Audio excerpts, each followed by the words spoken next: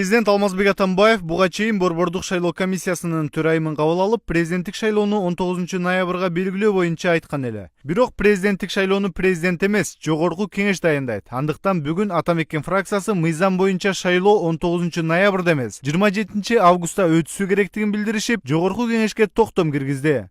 Баарыңыздар билесиздер, Атамбаев шайлоо комиссиясынын төрайымын кабыл алып, 19 ноябрда шайлоо болот деп жар салган. Ошондон бери бардык жерлерде президенттик шайлоо 19 ноябрда болот. 19 ноябрдагы президенттик шайлоодон кийин деген мындай көп сөздөр тарап, элдин түшүнүгүнө сиңип кеткендей да. Бирок бул андай эмес. Президент, жаңы эл тарабынан шайланган президент 1 декабрда өзүнүн ыйгарым укуктарына кириш керек. Ал мөөнөттү камсыз кылыш үчүн президенттик шайлоо андан 3 ай эрте өтүш керек. Алмазбек Атамбаев президенттик кызматка 2011 жылы 1 декабрда киришкен. Мөөнөтү ушул жылдын 1 декабрында бүтөт. Жаңы келген президентке өткөрүп берүү тартибиндеги инаугурация процедурасын даярдыгы 30 күн.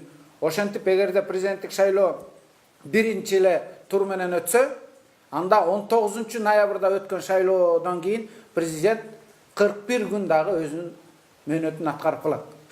Эгерде президенттик шайлоо 2 тур менен өтсө, анда президент өзүнүн ыйгарым укуктарын дагы 82 күнгө узартып алат.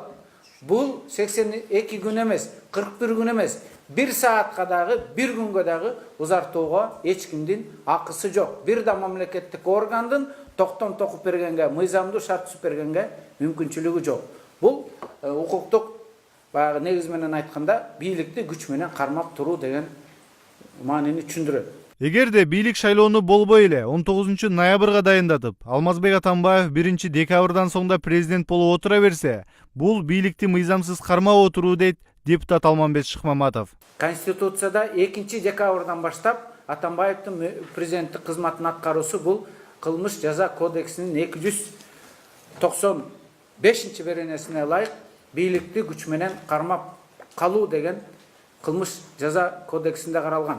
Бул мамлекеттеги стабилдүүлүккө, мамлекеттеги саясаттагы саясий күчтөрдүн президенттик шайлоонун жыйынтыгы менен тирешүүгө, бул президенттик шайлоонун өтүшүнүн легитимдүүлүгүнө шек келтире турган процедура. Ал арада жогорку кеңештин юристтери Атамекен фракциясы элди адаштырып жатканын айтып, азыркы президенттин мөөнөтү жаңы президент ишке киргенде бүтөөрүн билдиришти. Конституциянын 63 беренесине ылайык президенттин укуктары жаңы шайланган президент ишке киришкенде токтотулат. Андыктан атамекенчилердин Конституциянын 61 беренесине шилтеме кылуусу орунсуз. Жогорку кеңештин юристтеринин айтуусунда Атамбаев жаңы президент ишке киргенче 6 жылдан ашса деле отура берсе болот. Бирок алардын айтканын атамекенчилер алар мыйзамды өздөрүнө ылайыктуу кылып чечмелеп жатат деп билдиришти. Биз болсо Кыргызстандын президенттерди алмаштыруу тажрыйбасынын жоктугун эске алып, Америка менен Россиянын тажрыйбасын карап көрдүк.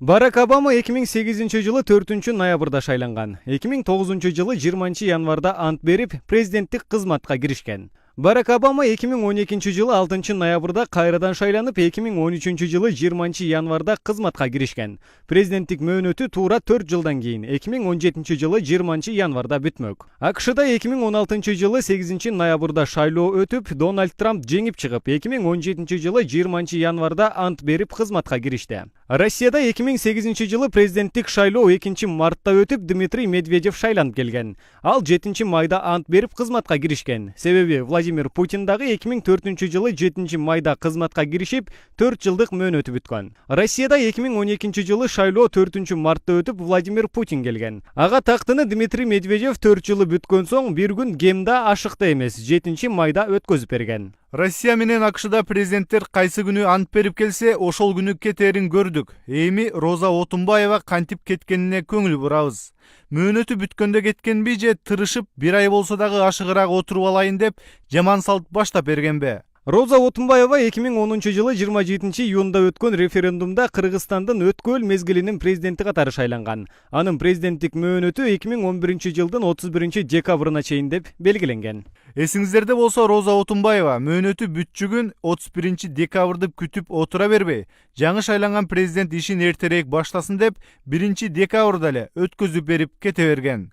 Ошентип Алмазбек Атамбаев 31 декабрда эмес, 1 декабрда бир ай эрте кызматка киришкен. Бирок бул жолу шайлоо атамекенчилер сунуштаган токтомго ылайык 27 августта өтүп, жаңы президент 1 декабрда кызматка киришпесе, Алмазбек Атамбаев 6 жылдан ашык кызматта отурган болот жана анын мыйзамдуулугу боюнча суроолор жаралат дейт эл өкүлү. На ближайшем заседании парламента нами будет инициировано соответствующее постановление, будут инициированы слушания по этому вопросу. И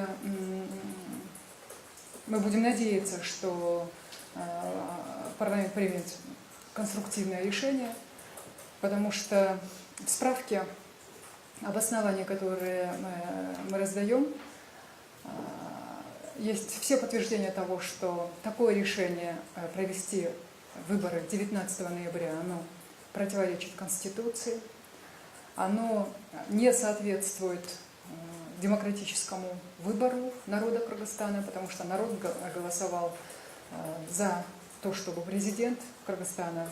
Алмазбек Атамбаев деле президенттиктен кетер күнүн санап келет. Андыктан жогорку кеңеш август айынын аягында шайлоо өткөрүп, 1 декабрда Америка Кошмо Штаттары Россиядагыдай президенттер алмаша турчу күн кылып, салтка айлантабы же 19 ноябрда шайлоо өткөрүп, Алмазбек Атамбаевдин 6 жылдан ашуун кызматта туруусуна шарт түзөбү, атамекендин токтомун колдоп колдобогонунан билинет. Марат Төлөмүш уулу, Сүйүн Асанбеков, Сентябрь.